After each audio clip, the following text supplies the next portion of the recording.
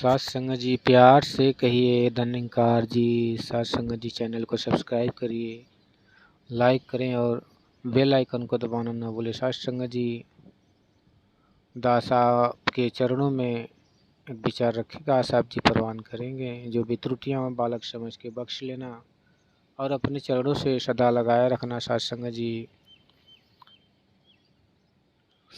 जी ध्यान मूलम गुरुर्मूर्ति, पूजा मूलम गुरुपदम, मंत्र मूलम गुरुवाक्यम, मोक्ष मूलम गुरु कृपा, मोक्ष मूलम गुरु कृपा। सत्संग जी इसमें से जो श्लोक का भावार्थ है कि ध्यान मूलम गुरुर मूर्ति, परमात्मा का ध्यान बिना सतगुरु के लगा नहीं सकते हम। इसमें सतगुरु का रूप को अवतरित करना होता है निरंकार में व्याप्त करके। सत्संग जी तब इसका ध्यान बनता है। पूजा मूलम गुरुपदम, और पूजा हमें सद्गुरु के चरणों की करनी है। मंत्र मूलम गुरु वाक्यम, मंत्र का मतलब ये नहीं है कि कोई मंत्र गुरु दिए हैं उसका दिन रात जप करना है। गुरु के जो भी शब्द आते हैं जीवन में उसको मान लेना है। गुरु वाक्यम, मंत्र मूलम गुरु वाक्यम, वही मंत्र है क्योंकि उसी में हमारी भलाई है।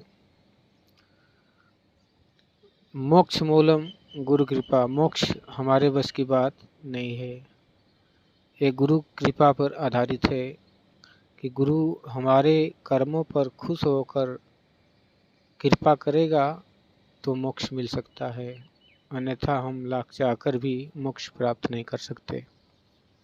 सत्संग जी ये कृपा के ऊपर आधारित है। और इंसान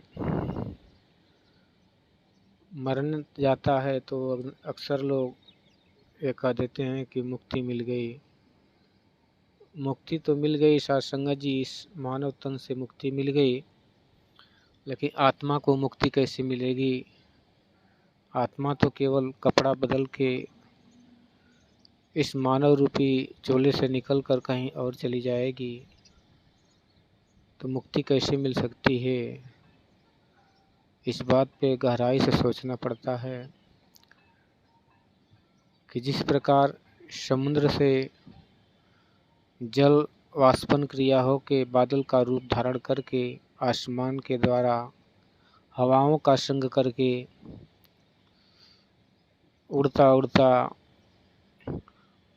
कहीं जाके दूर रेगिस्तान में खेतों में बरसता है और वो पानी समुद्र से अलग हो गया।